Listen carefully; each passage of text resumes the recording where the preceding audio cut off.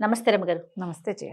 రమగారు, ఇల్లు మారేటప్పుడు ఒక ఇంట్లో నుంచి ఇంకొక ఇంట్లోకి వెళ్ళేటప్పుడు ఏ ఏ వస్తువులు తీసుకెళ్ళాలి? కొన్ని వస్తువులు తీసుకెళ్ళాలి, కొన్ని వస్తువులు వదిలేయాలి, కొన్ని ముందే తీసుకెళ్ళాలి. కొత్త ఇంట్లోకి ముందుగానే కొన్ని వస్తువులు తీసుకెళ్ళాలి. ఇలాంటివి ఉంటాయి కదా! ఎలాంటి నియమాలున్నాయండి? బోల్డ్ ఉంటాయి. అవునా? లేవనుకుంటే ఏమీ ఉండవు. పాలు పొంగించడం అనేది సాధారణ నియమం. ఇప్పుడు దాని మీద అడుగుతూ ఉంటారు జయ, నాకు కొన్ని మెసేజ్లు వస్తుంటాయి. మీ మెసేజ్‌లే అడుగుతున్నాను నేను. నా ప్రశ్న కాదు. మీ ప్రేక్షకుల ప్రశ్న. అదే, మేము ఇల్లు మారుతున్నాము, ఈ రోజున మారచ్చా, మా ఆయన పేరు మీద చూడాలా, నా పేరు మీద చూడాలా, అబ్బాయి పేరు మీద చూడాలా, మంచి రోజు ఎలా చూసుకోవాలి, ఇప్పుడు ఇది ఆషాఢంలో ఇల్లు మారచ్చా, అబ్బో బోల్డ్ అన్ని ప్రశ్నలు.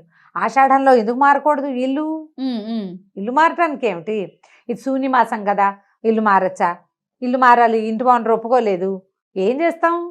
సొంత ఇంటి వ్యవహారం అనుకో, ఇప్పుడు దాని మీద కొన్ని కొన్ని భయాలు ఉంటాయి. అద్దె ఇల్లు ఏముంది, కొద్ది రోజులుండి మనం ఇల్లు మారిపోతాం. కాబట్టి ఈ శూన్యమాసాలు వాటి మీద మీకు చాలా గట్టి నమ్మకాలు ఉంటే మీ తంటాలు మీరు పడ్డమే. ఇక అలా కానప్పుడు, అంతేమీ లేకపోతే ఏదో కొంచెం తిథి వారం వర్జం చూసుకోవటం, మంచి రోజా కాదా అనేది. కొన్ని రోజులు మంచి వెళ్ళకూడదు, ప్రయాణాష్టమి అవి పనికిరావు, ప్రవేశం పనికిరాదు, అలా ఏవో చిన్న ఉంటాయి, ద్వాదశ దగ్ధయోగం పనికిరాదు. ఆ 3-4 గిట్లను చూసుకుని ఇల్లు మారటానికి అనేది చక్కగా పంచాంగంలో ఒక ప్రత్యేకమైన చిన్న కాలం ఉంటుంది. మీన ఫలానా ఫలానా నక్షత్రాలు మంచివి అని చెప్తారు. మీకు నమ్మకం ఉంటే ఆ నక్షత్రాల ప్రకారం చూడడం.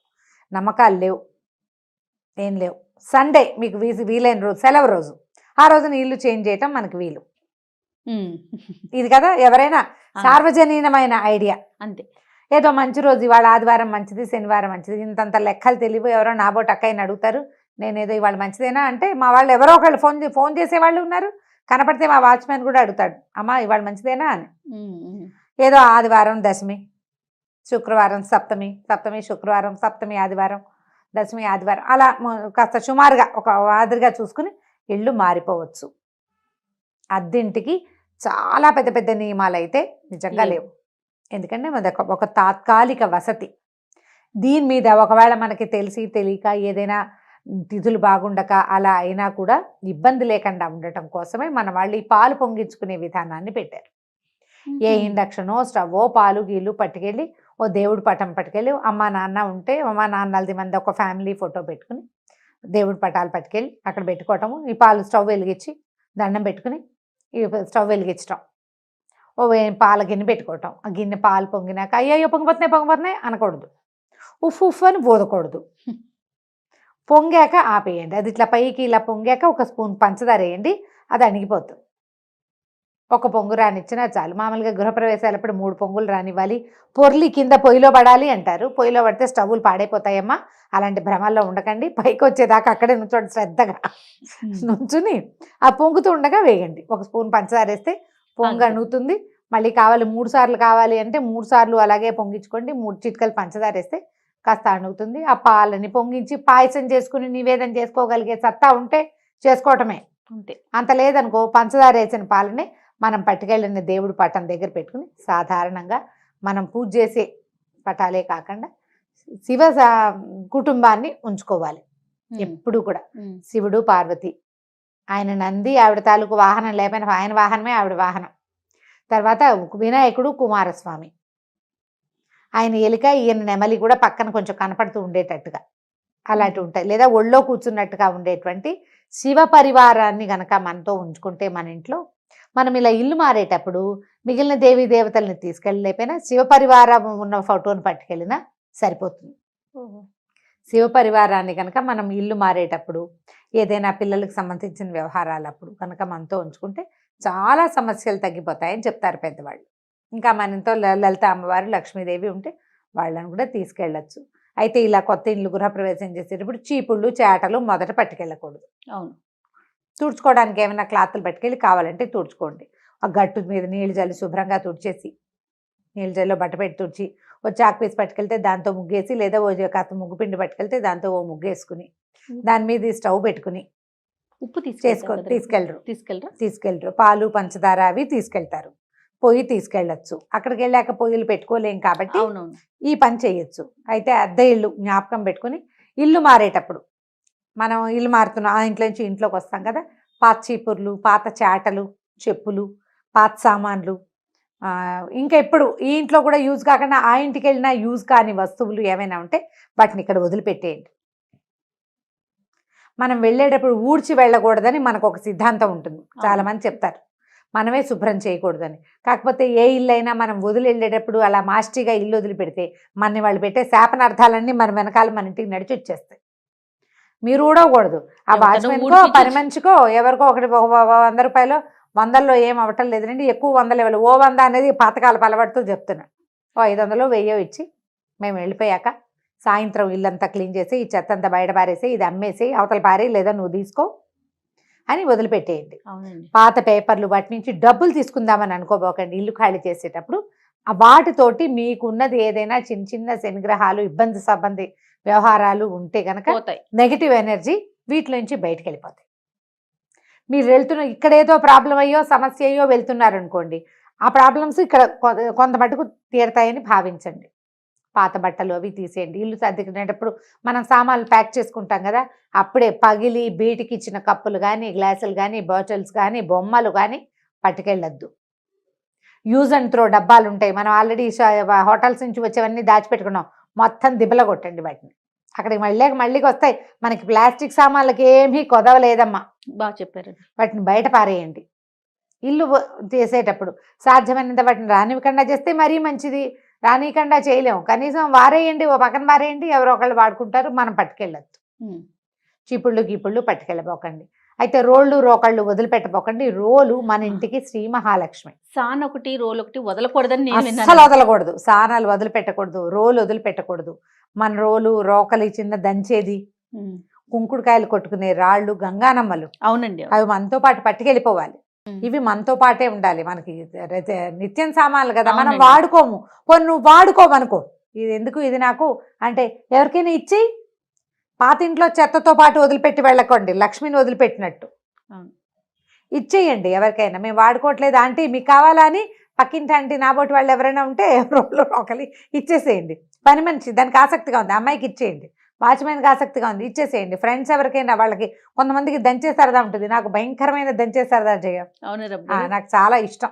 పచ్చడి బండి ఇష్టమా? పచ్చడి బండ రోలు అవి ఉంటే అవి నేను అసలు ఎక్కడైనా రోడ్డు మీద కనిపిస్తే నేను వాటికేసే చూస్తూ ఉంటాను. మా వారు స్పీడ్గా లాగేస్తారు కార్, మళ్ళీ కొందామంటానని. ఎన్ని కొనుక్కుంటారు ఎన్ని రోజులైనా ఇష్టమేనా? నాకు కొన్ని వస్తువులు ఇష్టం అంతే చేయ. ఎంత ముద్దుగా ఉందో రోలు, ఒక ఇంటికి ఒక రోల్ చాలు చాలా అయితే ఏమిటి, చూడ్డానికి ఏమిటి చూడ్డానికి నున్నగా ఉంటాయి రోళ్ళు, బాగుంటాయి చక్కగా. అదే దంచేవి 2-3 రకాలు ఉన్నాయి నా దగ్గర, చూసుకుని అందించుకోవడం కొంచెం ఇష్టంగా ఉంటుంది. ఒక్కొక్కరికి ఒక్కొక్కటి ఉంటుంది. ఈసారి నేను చెన్నై వెళ్ళినప్పుడు మీకు ఇంకొక రోల్ తెచ్చిస్తాను, నున్నగా ఉండాలి. అవి చేయలేదా? ఆ పనులు రావు, అవి అలవాటు ఉండాలి కదా, ప్రాక్టీస్ ఉండాలి. అంటే చూసుకోవటానికి చూడ్డానికి దాని మీద సరదా లేదా? నాకు రోలే సరదా. అంటే చిన్నప్పటి నుంచి వీటిని చూడటం వల్ల నాకు నున్నగా ఉన్న రోల్ చూస్తే ఆ ఇంటి వాళ్ళ పనితనం మీద ముచ్చటగా ఉంటుంది. నీకు అర్థమైందా? నువ్వు ఇందాక నుంచి నాకు పాయింట్ కాలేదు, నాకు తెలియలా. నీకు ఒక ఇంట్లో రోలు నున్నగా ఉందంటే వాళ్ళు రోజు వాడుతున్నారని అర్థం. వాళ్ళు పనిమంతులు, చక్కగా మిక్సీలు అలాంటివి వాడకుండా రోజు దీంట్లో పనిచేస్తున్నారు. వాళ్ళు ఎంత హెల్తీగా ఉంటారు. ఎన్ని పాయింట్లు ఉన్నాయి దాంట్లో. సూపర్, బాగుంటాయి సరదాగా. మీరు ఇలాంటివి చేయబోకండి. ఎక్కడికైనా ఇంటికి వెళ్ళేటప్పుడు ముందే ఎక్కడెక్కడ మేకులు కొట్టుకోవచ్చు, ఏ వస్తువు ఎక్కడ పెట్టాలి అని ఒక అవగాహనతోటి తీసుకోండి ఇల్లు. ఏదో ఒకటి మారిపోయి తర్వాత మన దగ్గర ఉన్న సామాన్లు ఎక్కడ ఫిట్ కాక మళ్ళీ మారే ఇది కాకుండా మనం కరెక్ట్గా మన దగ్గర ఉన్న వస్తువులకి వేటికి కరెక్ట్ ప్లేస్లు, వాటికి సరిపడా ప్లగ్ పాయింట్లు ఉన్నాయా లేదా. తర్వాత కొన్ని వాస్తుపరమైన నమ్మకాలు కూడా ఉంటాయండి. ఉంటాయి. వన్స్ వెళ్ళిపోయిన తర్వాత ఒక 2-3 రోజుల్లోనే మళ్ళీ బాధ వస్తుంది. అయ్యో తప్పుగా చూసుకున్నామా, మళ్ళీ కరెక్ట్ గా చూసుకోలేదని. అవన్నీ కూడా ముందే చూసుకుంటే అద్దె తీసుకునేటప్పుడే ఇల్లు కొంచెం ఆలోచించుకుని ఇక్కడ ఈ వస్తువులు ఫిట్ అవుతాయి, ఇక్కడ ప్లగ్ పాయింట్లు కావాలి, ఇక్కడ వాస్తు సరిగా లేదు, ఈ పాయింట్ మనకి సెట్ కాదు, ఈ దిక్కు నాకు సూట్ అవుతుందా అవదా. నాకు అంటే ఆడవాళ్ళకి అనుకోద్దమ్మా, ఎప్పుడు కూడా యజమాని భర్త హస్బెండ్, ఒకవేళ మీరే ఎర్నింగ్ పర్సన్ అయినప్పటికీ కూడా ఇంటి పేరుది అతనిదే గోత్రం, అతనిదే ఇంటి పేరు నడుస్తుంది కాబట్టి భర్తలకే చూసుకోవాలి. దీని మీద ఎటువంటి వాదోపవాదాలకి తావులేదు. ఇది తప్పదు, ఇది తప్పదు. సో ఇలా చూసుకొని పిల్లలకి వేరే వాస్తు, మీకు వేరే వాస్తు ఉండదు. ఒకవేళ అక్కడ ఆ ఇంట్లోకి వెళ్ళాక పిల్లలకి ఏదైనా ప్రాబ్లమ్స్ అయినాయని మీకు అనిపిస్తే కనుక ఇంట్లో ఏమైనా గ్రీన్, ఎక్కడ ఏ కార్నర్ బాగుండలేదు అనిపిస్తే అక్కడ ఆకుపచ్చటి మొక్కలు ఏమైనా పెంచుకోండి. తప్పనిసరి అర్జెంటుగా వెళ్ళిపోవాల్సి వస్తుంది, ఏదో ఒక ఇల్లు తీసుకుంటాం. దాంట్లో వాస్తుపరమైన ఇబ్బందులు ఉంటే అక్కడ ఒక దేవతా ప్రతిమను పెట్టుకోవటము, ఒక పటం పెట్టుకోవటము, ఒక చిన్న మొక్క పెట్టుకోవటము, ఒక చక్క బిందె, ఇత్తడి బిందె పెట్టి దాని నిండా నీళ్లు నింపి పెట్టడము, తరచుగా నీళ్లు మార్చేస్తూ అలా కూడా పెట్టుకోవచ్చు. పూర్ణ కుంభం, నిండు కుండతో నీళ్లు, మట్టిది కాకుండా ఇత్తడి అలాంటి పాత్ర అవును. ఏదైనా కూడా అలా పెట్టుకోవచ్చు. గిన్నె కాదు, నోరు తెరుచుకుని ఉండకూడదు, ఇట్లా చెంబులా ఉండాలన్నమాట. మూతి చిన్నది చిన్నది ఉండాలి. ఉండాలా? మూతి చిన్నది ఉండాలి. అలా పెట్టుకుంటే కనుక ఇలాంటి సమస్యలు కొంచెం తగ్గుముఖం పడతాయి. ఇల్లు మారేటప్పుడు మీకు కావాల్సిన చెక్ లిస్ట్ ఒకసారి పెట్టుకోండి. ఇల్లు మీకు ఎలా కావాలి, మీరు చూసుకున్న ఇల్లు ఈ చెక్ లిస్ట్ మీట్ అవుతుందో లేదో, 80% మీట్ అయితే మూవ్ అవ్వచ్చు. అంతే. దాని ప్రకారం చేయండి. ర్యాండమ్గా ఏదో ఒకటి వెతికేసి వెళ్ళిపోవద్దు. వచ్చిన తర్వాత రకరకాల సమస్యలు వచ్చి చీదరగా ఉంటాయి. పూట పూట ఇళ్ళు మారటాలు కూడా చాలా ఖర్చుదారీ వ్యవహారంగా ఉంది. ఇంకా మనం చాలా అదృష్టవంతులం, మన ఏరియాస్లో అంత ఎక్కువ ఖరీదులు లేవు. అంటే సంవత్సరం రెంట్ ముందే ఇచ్చేయాలి ఆ గోళలు లేవు. ఈ కర్ణాటక ఆ సైడ్ అంతా 15 నెలల రెంట్లు ఇవ్వటాలు. చెన్నైలో కూడా అంతే. చెన్నై కూడా చెన్నై, అంతే. బెంగళూరు ముందు వెళ్ళేటప్పుడు ఇల్లు మొత్తం వెళ్ళేసి వేసి ఇవ్వాలి, క్లీన్ చేసి ఇవ్వాలి. చాలా ఉన్నాయి, పోలీస్ కేసులు అయిపోతాయట, చాలా గందరగోళం అక్కడ. మనకు అలా లేదు. కానీ కాకపోతే మీరు ఒకటి జ్ఞాపకం పెట్టుకోండి, మనం ఒక ఇంట్లో నుంచి ఇంకో ఇంట్లోకి మారాం.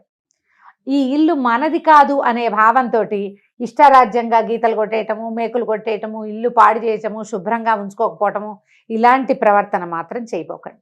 ఎందుకంటే ఎప్పుడో ఒకప్పుడు జీవితంలో మీకు కూడా సొంత గూడు ఏర్పడాలి. ఒక సొంత గూడు ఏర్పడాలని ప్రతి మనిషి కోరుకుంటాడు. ప్రతి గృహస్థు, ప్రతి ఇంటి వాడికి ఓన్ ప్లేస్ కావాలనే ఉంటుంది. మీకు ఒక ఓన్ ప్లేస్ కావాలంటే మీరు ఉన్న ప్లేస్ని ఓన్ చేసుకునే ప్రవర్తన కనుక మీ దగ్గర ఉంటే మీకు గాడ్ గుడ్ ఓన్ ప్లేస్ ఇస్తాడట. మీరు ఒక ఇంట్లో అద్దెకు ఉన్నారు, ఆ ప్లంబింగ్ పని మనకి నీళ్ళు గారిపోతుంది, నేలంతా మురికైపోతున్నా మన ఇల్లు కాదు, మనం ఎందుకు ఈ చాకరీ, అలా అనుకోవద్దు. మనం ఇక్కడ లివింగ్ కాబట్టి, ఇక్కడ ఉంటాం కాబట్టి ఈ పరిసరాలని, ఈ ఇంటిని, సొంత ఇంటిని చూసినంత శ్రద్ధగా చూడండి. మీకు సొంత ఇల్లు ఎక్కువసార్లు ఇల్లు అద్దెలకి మారాల్సిన అవసరం లేకుండా చక్కటి ఇల్లు వస్తుంది. సూపర్ రమ్మగారు. ఈ ఐడియా టాపిక్ లో వ్యాలిడ్ పాయింట్ నాకు బాగా నచ్చిన, కనెక్ట్ అయిన పాయింట్ అది 100% అండి. అద్దెకున్నాం కాబట్టి ఎలా ఉంటే ఏమైంది, ఇల్లు మందా, అలాంటి భావాల్లోకి వెళ్ళదు. మనం ఎక్కడుంటే అదే మన ఇల్లు. పక్షులు గూళ్ళని ఎట్లా అల్లుకుంటాయి, ఒక పిల్లలు పెరగంగానే వదిలేస్తాయి.